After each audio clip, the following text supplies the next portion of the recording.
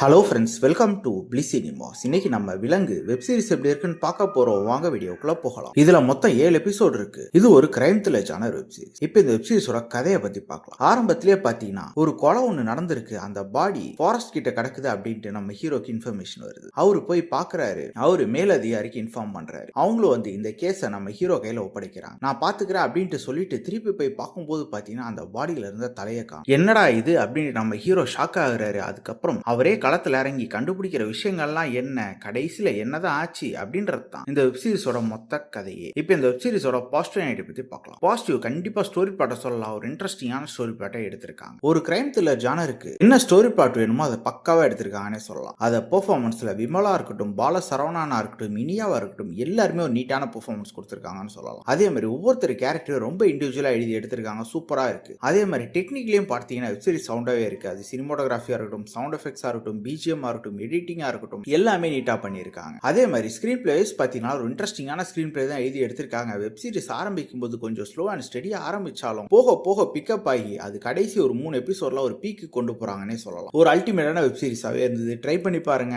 Web series Atal content இருக்கு. So ஃபேமிலியோட try பண்ணாதீங்க. இன்னொரு வீடியோல சந்திக்கலாம். தேங்க்யூ.